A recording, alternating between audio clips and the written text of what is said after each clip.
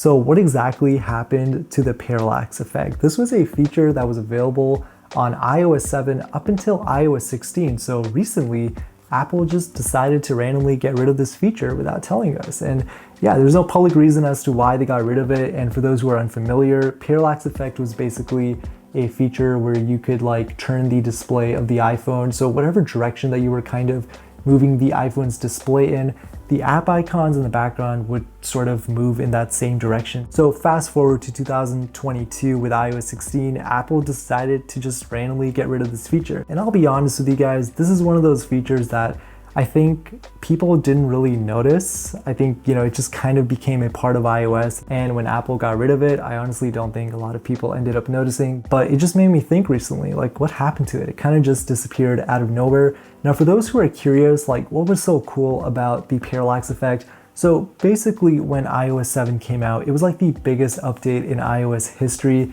When we went from iOS 6 to iOS 7, we kind of left skeuomorphism and we kind of transitioned into this flat layout. As you guys can see here, we had a control center, we had an updated notification center, but really the cherry on top here was the parallax effect, and it was just such a cool feature. So you guys might be wondering, well, why did Apple get rid of the parallax effect? There's no public reason as to why they got rid of it. It's hard to say, but I do have a theory. So hear me out on this. This is just completely based on my own knowledge. There's no facts to actually back this up, so please take this with a grain of salt. But basically my theory is that back in 2022, when the iPhone 14 Pro and the Pro Max came out, these were the first ever iPhones that Apple made that had an always-on display.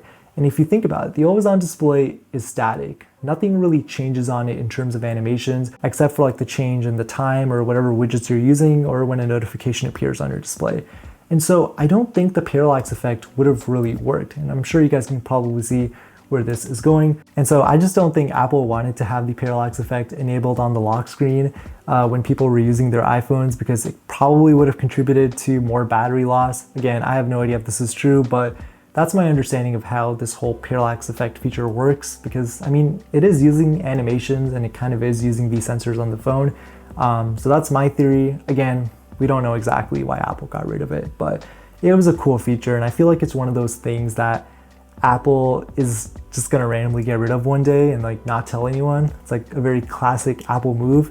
But what's really funny is that if you actually go into the settings of your iPhone 14, whatever, that is on iOS 18, there's actually still a mention of parallax effect. So if you go into accessibility, motion, and you can actually see that there's still a little text right there, which has a mention of parallax effect, which I think is kind of cool to see. But honestly, it's kind of weird that Apple just randomly got rid of it a couple years ago. And is it ever gonna come back? It's hard to say. Technically it is software, so Apple could always re-enable it in like a future update. And actually, someone on Reddit did post this video. This was on the iOS 18 developer beta 1.